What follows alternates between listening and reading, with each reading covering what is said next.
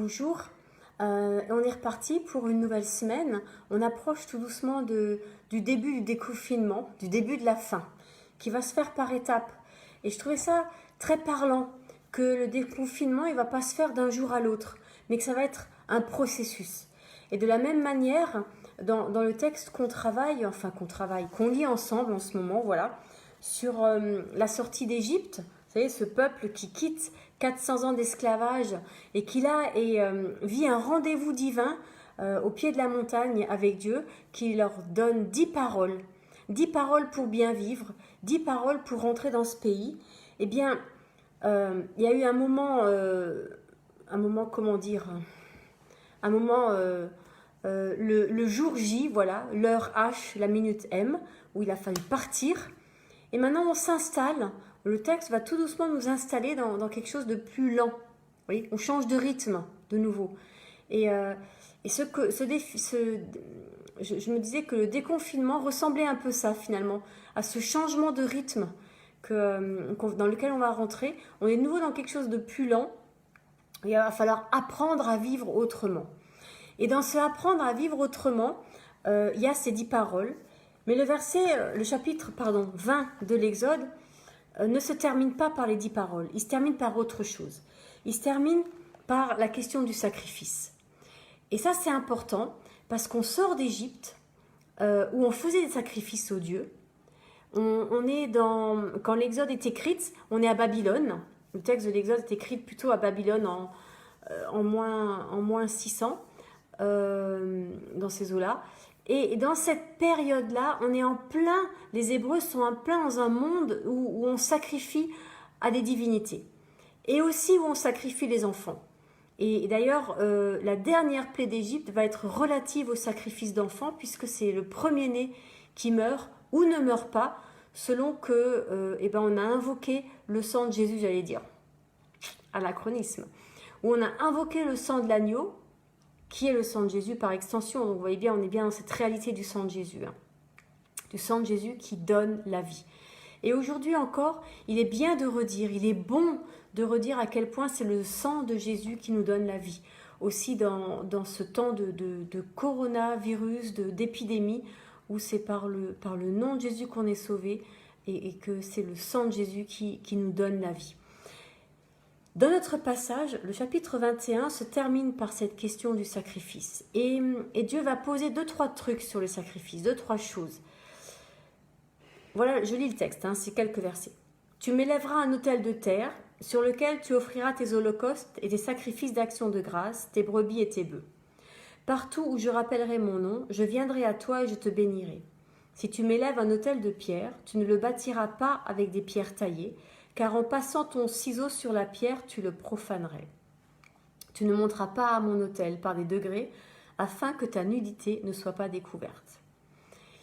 C'est un passage très très étrange à la fois et très parlant, parce que quelque part on considère que c'est le passage qui va être la bascule dans la façon de vivre les sacrifices chez les peuples alentours, les Babyloniens, les Égyptiens, les Cananéens, tous ces peuples, les Philistins, tous ces peuples autour d'Israël, vivent les sacrifices d'une manière. Et là, au Sinaï, Dieu pose autre chose. Dieu dit autre chose. Alors, la symbolique du sacrifice dans les peuples païens, on va dire, donc qui ne croient pas en Dieu, c'est de s'attirer la faveur, les bonnes grâces de la divinité. Donc on fait des sacrifices quand on perd une bataille, quand il arrive un drame, une épidémie, hop, on fait un sacrifice. Et on verra que c'est quelque chose qui revient aussi chez les Hébreux. Cette façon-là de fonctionner, je veux dire cette dérive, ce glissement de fonctionner de cette manière-là par rapport au sacrifice. Ici, le texte dit autre chose sur le sacrifice. Il dit plusieurs choses. Alors il dit... D'abord, ça peut être un autel de terre ou un autel de pierre. Comme quoi, l'autel n'a pas d'importance. La pierre, la terre. La seule chose que ça dit, c'est que tu ne tailles pas la pierre. C'est-à-dire que tu ne la façonnes pas à ton image. Vous voyez, c'est l'idée de façonner. On est vraiment dans les 10 commandements, dans l'Exode 20. Tu ne façonneras pas la pierre. Elle est comme elle est. Vous voyez, ok. Et puis, il y a l'idée de monter. Alors ça, c'est quelque chose qui est important parce qu'il y a tous les psaumes de la montée, tous ces passages où on monte vers Dieu. Pourquoi? Eh bien, ça a un sens, ça veut dire, ça a le sens que moi j'y vois, c'est que tu peux essayer de monter vers Dieu de tous les moyens que tu veux, tu ne peux pas y arriver. Voilà. Et c'est la grande différence entre la Bible et les autres religions. Toutes les religions nous disent que par nos efforts, par la façon dont on fait le bien, par notre attitude, on peut monter vers Dieu, on s'élève en sainteté, en machin, voilà. Et la Bible, elle dit non.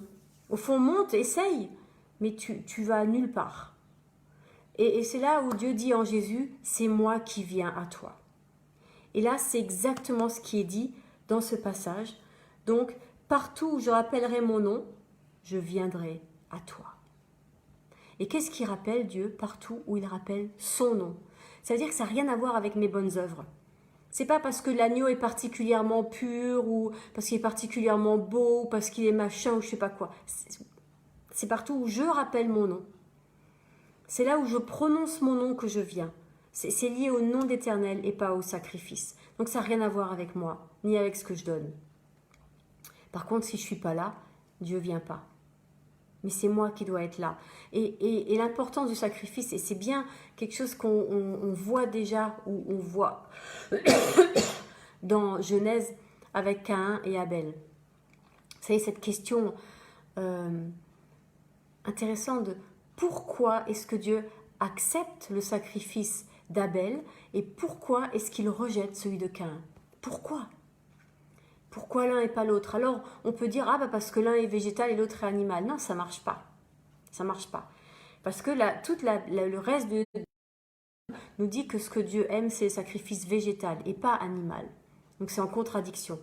Donc, il faut chercher ailleurs. Et là où il faut chercher, c'est dans les pronoms possessifs. Voyez-vous, le texte va dire Caïn offrit les fruits de la terre. Et le texte va dire Abel offrit les fruits de son troupeau.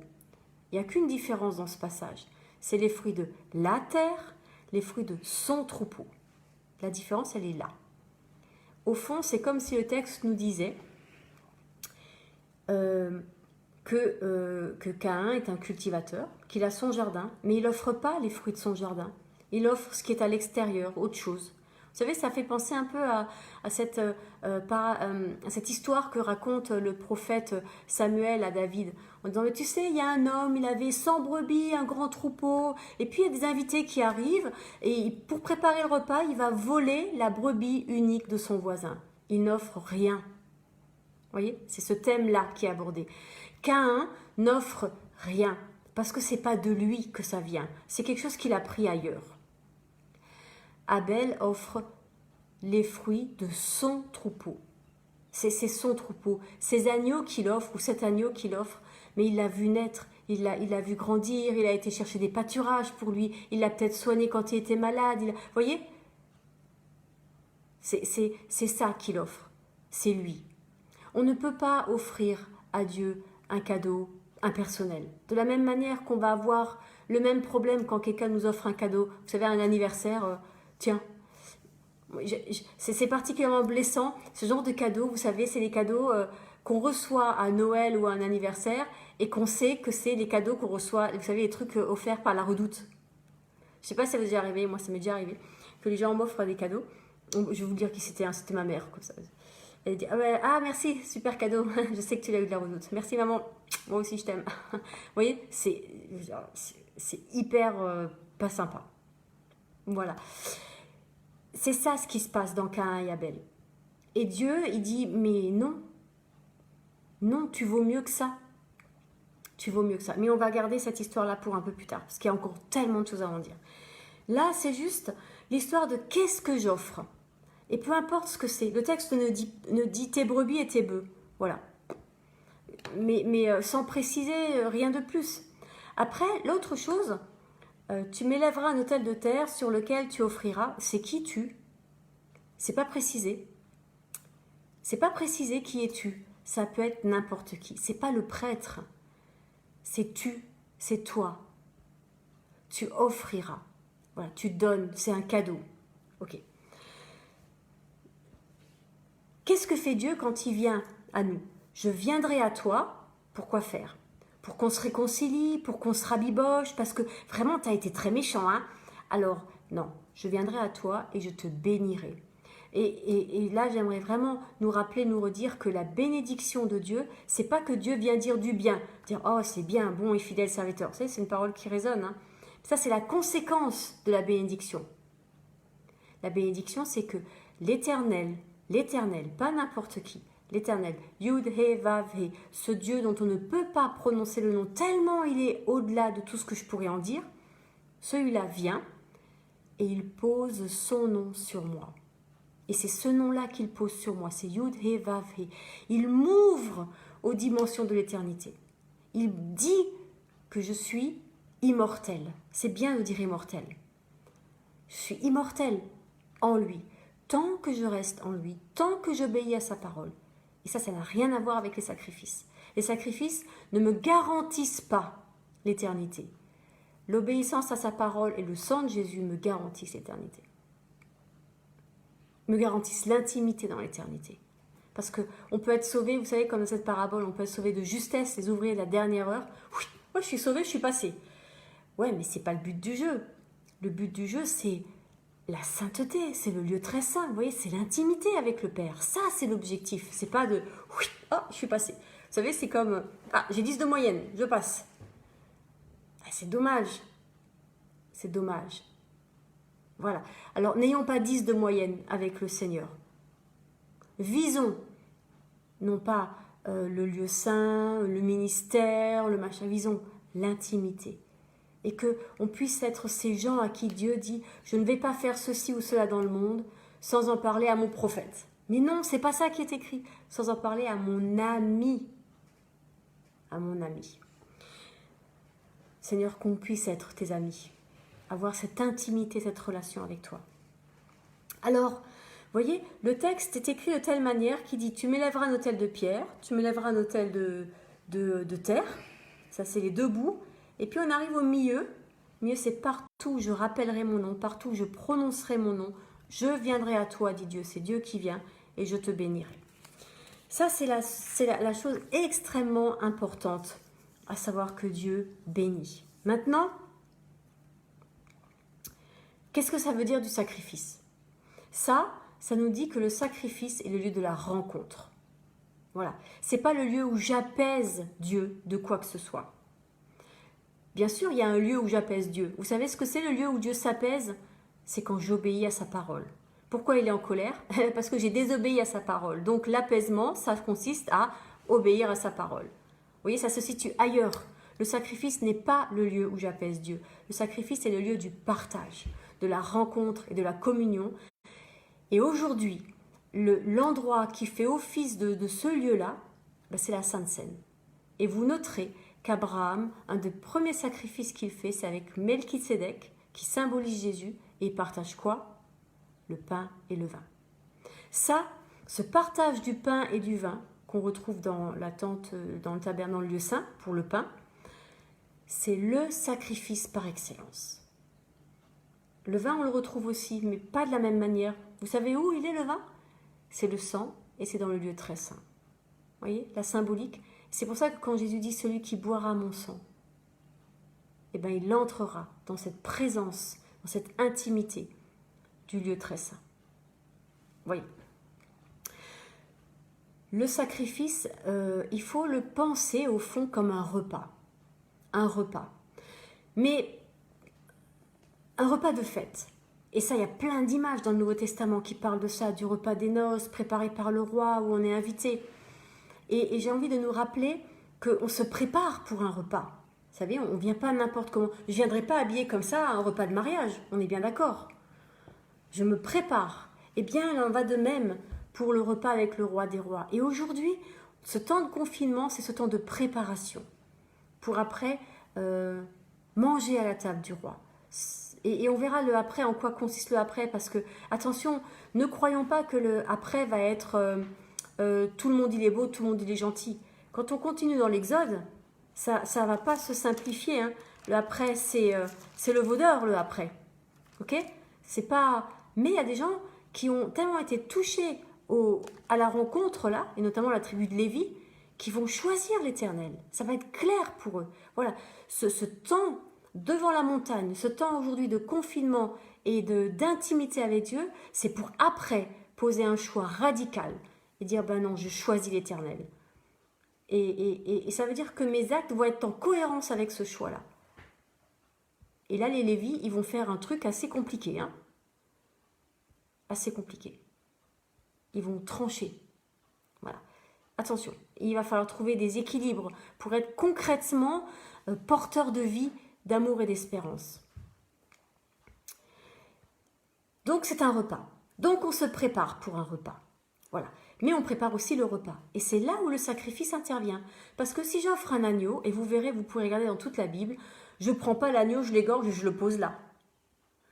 À minima, et ça on le verra peut-être, oui on le verra demain, parce que ce serait bien qu'on s'arrête un peu plus longuement sur cette question de sacrifice pour que ça rentre bien dans nos cœurs, qu'au fond, l'important dans le sacrifice, c'est que c'est Dieu qui vient, c'est pas que j'ai quelque chose à lui offrir.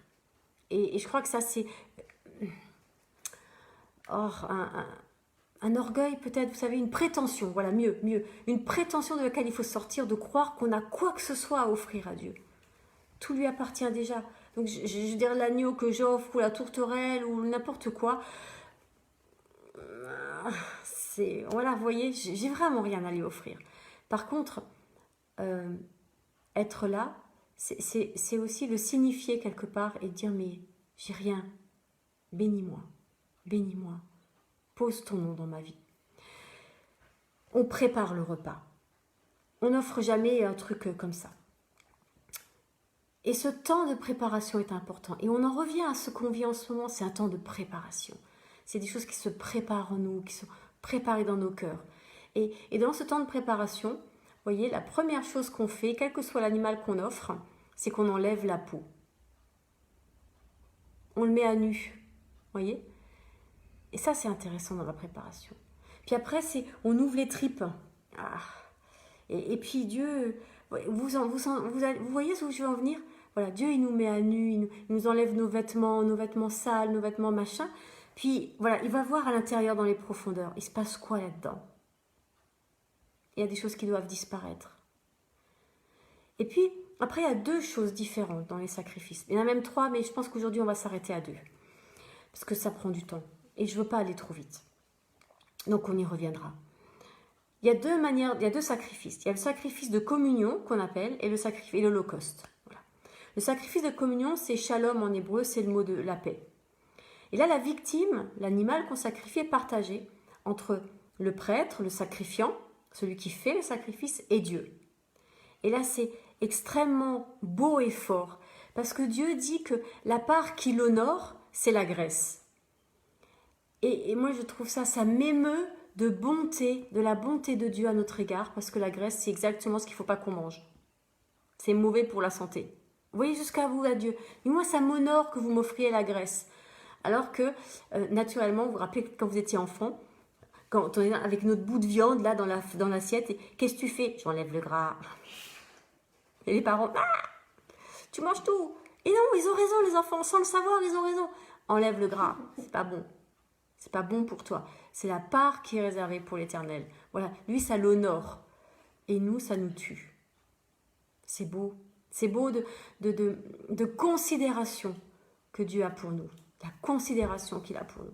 Alors on lui offre la graisse et on garde la viande. Ça veut dire autre chose. Dire ce qui me convient à moi ne convient pas à Dieu. C'est-à-dire que je ne peux pas prendre sa place. Chacun a sa place. Lui il mange ça, moi je mange ça. Je ne peux pas me confondre avec lui. C'est comme à une table. Je suis assise à un bout et lui à l'autre. Je ne suis pas sur ses genoux. Pas dans ce contexte-là. L'intimité, elle n'est pas à être assis sur les genoux de Dieu, même si on utilise cette image pour dire la proximité avec le Père. L'intimité, c'est au pied de la croix. Vous voyez? Il y a un lieu. On ne fait pas n'importe comment. On fait pas n'importe comment. L'autre sacrifice est ce qu'on appelle l'holocauste. Alors, à ne pas confondre avec la Shoah, qui n'est pas un holocauste. C'est du meurtre, c'est tout. Donc, l'holocauste, c'est quand la victime est offerte entièrement. Et là, on y reviendra parce que Abraham a vécu quelque chose d'extrêmement important et de fort à un moment par rapport à ça. L'holocauste, c'est tout est brûlé, tout est offert à Dieu. Et là, je dis autre chose. Ma position, elle change. Je suis plus, au fond, dans une espèce de face-à-face avec Dieu, de vis-à-vis, où chacun a sa place, où on collabore, et qui est une image très juste dans la Bible. Mais l'Holocauste, je suis serviteur. Il n'y a rien pour moi. Tout est pour lui. Vous voyez, ça remet les choses à leur place. Seigneur, c'est tout pour toi. C'est tout pour toi. À toi l'honneur, à toi la gloire, à toi la louange. Pas à moi, à toi. Vous voyez? Donc l'Holocauste a cette importance-là de me rappeler, de me remettre à ma place. Et ma place est toujours la même. C'est à genoux, à la croix, au pied de la croix, au pied de Jésus. Vous voyez, c'est là ma place. Et elle est nulle part ailleurs. Et toujours, et on a besoin. Et c'est pour ça que les sacrifices sont importants et que ça revient. Parce qu'on a besoin de se remettre à sa place, de réentendre. Mais c'est quoi ta place? Vous voyez, cette question de où est ma place? Et c'est une question qu'on pose beaucoup. Où est ma place dans le monde, dans la société? Qu'est-ce que j'ai à apporter? Et de poser ça, j'allais dire dans nos vies, ma place, c'est la croix. Et du coup, ça ouvre une autre manière de servir le monde. Une autre manière de voir mon prochain. Une autre manière d'aimer. Ma place, c'est la croix. Alors le chant que j'ai choisi, qu'on a préparé pour aujourd'hui, c'est « Il me reste encore la croix ». Alors je vais juste rappeler les paroles. « Quand l'obscurité vient assiéger mon cœur, et complice, je m'enfonce au plus bas. » Oui, il y a une complicité. Et on verra ça demain par rapport à Abraham. Quand il fait son sacrifice, il le fait à un moment de la journée, c'est pas n'importe quand, enfin quand Dieu vient. Vous verrez, c'est hyper intéressant. Quand l'obscurité vient assiéger mon cœur, et complice je m'enfonce, quand mes rêves s'effondrent, et les questions demeurent. Et on est là, à cet endroit-là. On avait des rêves, des projets, on va faire ceci, on va faire cela, et tout est arrêté, tout est mis à plat. On avait, voilà, plein de choses. Quand la mort ou la souffrance me font trembler, voilà, et on est là, on tremble, on a peur. Quand le feu vient éprouver ma foi, c'est comme si la mort et la souffrance étaient ce moyen qui enfin ouvrait une brèche dans nos certitudes et dans nos fermetures où Dieu peut enfin venir éprouver les choses, éprouver notre foi. Par la grâce de Dieu, je peux tout surmonter, car il me reste encore la croix. Vous voyez, c'est la croix. Si la pauvreté, la guerre ou les conflits me font plonger dans le désarroi, oui, des gens sont pauvres et il y en a qui vont être encore plus pauvres. Est-ce que des guerres vont éclater à cause de ça? Je ne sais pas, mais il y a toujours des guerres quelque part. Il y a toujours une guerre quelque part dans le monde. Hein.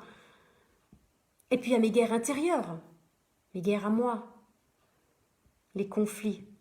Ce serait tellement bien un monde sans conflit. Ça existe, ça s'appelle le paradis, ça s'appelle la présence de Dieu. Quand Dieu habitera chaque cœur, est-ce qu'enfin on sera en paix? Est-ce que cette paix qui est en nous, que Jésus dit, je vous donne la paix, je vous donne ma paix, est-ce qu'elle va jaillir de nous et se répandre dans le monde? Oh Seigneur, oui, 1000 fois oui. Dans l'adversité, j'ai toujours un abri. Ma victoire est dans la croix. Alors, le fardeau de ma misère, tous nos fardeaux d'aujourd'hui, Jésus les a portés. Et nous n'avons pas à désespérer, ne désespérons pas, parce qu'il y a la croix. Vous voyez, au-delà de toutes les promesses que des gens pourraient faire, oh, ça ira mieux demain. Bien sûr, ça ira mieux demain. Le soleil revient toujours après la pluie. C'est mathématique. Mais ce n'est pas la croix. Que ce temps soit vraiment un temps pour inscrire la croix sur nos vies, dans nos vies, et qu'elle soit gravée en nous. Que ce soit plus juste un truc. Ah oui, on est chrétien à la croix. Non, que ce soit là, gravé en nous, au plus profond de nos cœurs. Seigneur, viens écrire ta vie en nous, et que cette vie que tu écris en nous, ce soit ta croix.